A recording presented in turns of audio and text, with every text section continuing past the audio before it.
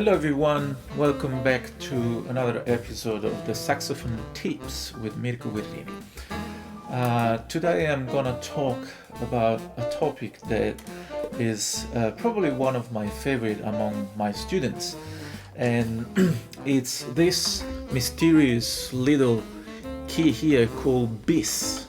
So now you understand also the title of this episode, to bis or not to bis. So this key, as many of you know, is used to play the B flat note.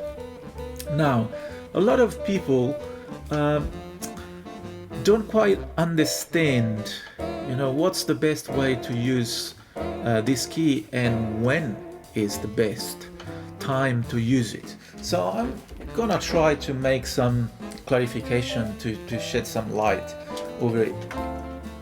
So first of all, I like to think at the bass key as B flat. I almost never think at it as A sharp, even though we will see there are some instances where you can think as A sharp when you play it. So how does it work? Basically, it is designed in this way, so it is a bit smaller, because it's meant to be played with the finger across the B key and the bis, so right in the middle. The good thing is that you can rest your finger there when you play. Let's say you play an F major scale, so you will do F, G, A and B flat, and if you notice my finger is already on the bis, it's ready to go. When I go to C and then to D, I put the finger back on the bis, so the finger always stays there. And that's why it's really convenient when you play, for example, an F major scale, right? The finger is there, right?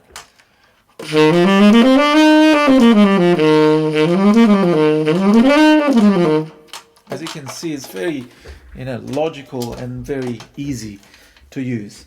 Now, some students that I teach, some days they come to school and they have like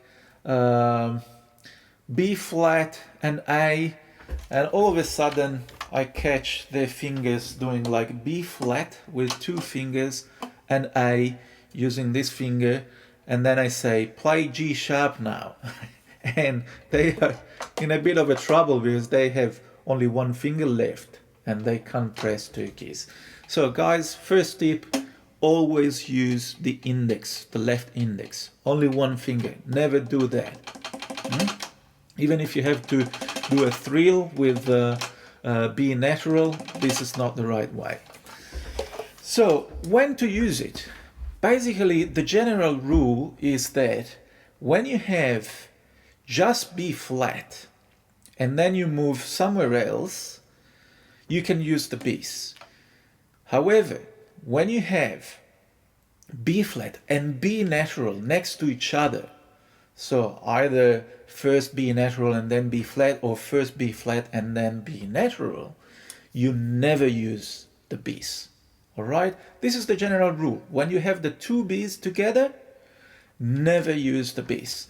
So in this example that I just wrote, you can see that the first four bars of the score, these are the four examples, the four situations where you need to use the side B flat or A sharp, which is A plus the side key, the TA key. So on the first bar we have A sharp B. And the reason is simple, because you should never slide your finger over it, because sliding is not a clear movement, and if you have to do it very fast, there is a risk that you don't play clearly. You add some dirt to it, or you simply, we can't hear both the notes because one of the two is hidden. So whenever you have A sharp B, you use the side, as well as if you have B flat B, is the same thing, right? And if you start first with a B natural and then you go to B flat, like in the third bar, side. If you have B natural and A sharp, it's the same thing, side. But now in the second line, all those examples, you can use the bass. And I strongly recommend that you use it. Because it's so convenient and you can produce a very clean mechanical sound. Bar 5, bar 6. And even if you have A flat first, it doesn't really matter what is the previous note or the next note. It can be, right? I still use the bass. As long as I don't have B flat and B natural or B natural and B flat next to each other. Always use the bass. Now, in the third line from bar 9, you can see I made some examples when, even though is A sharp, I use the bass key.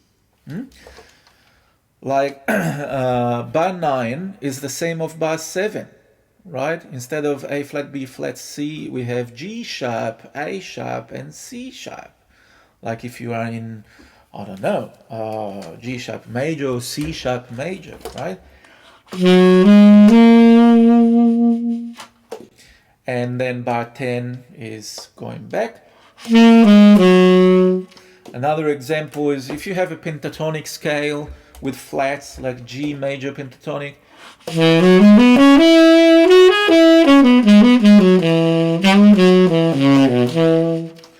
And also if you have F sharp major pentatonic.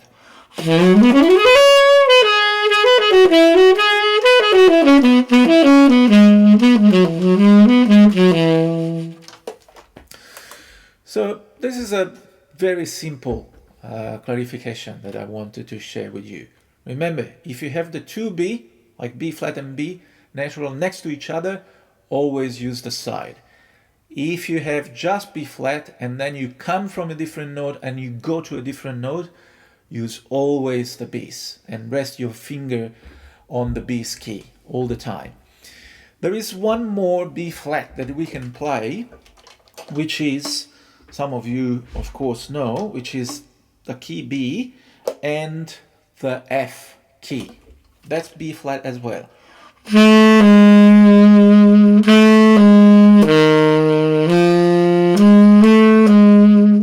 Now, this is pretty rare.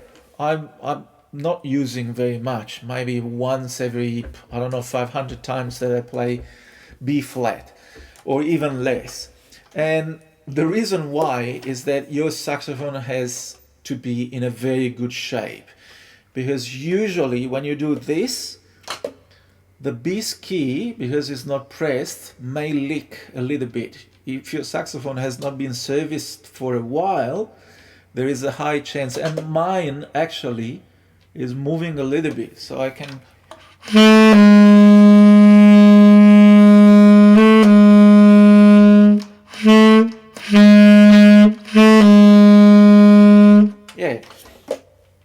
has a little bit muffled sound, this note, but there are some occasions where it's nice to use it, right? If you have to go like B flat and straight to F, it's very convenient to do that.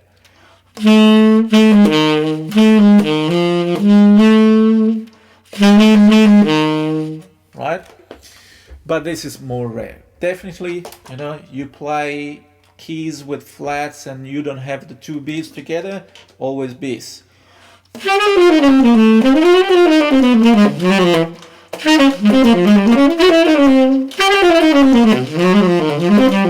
Right? Donally, I use the bass. That's all for today.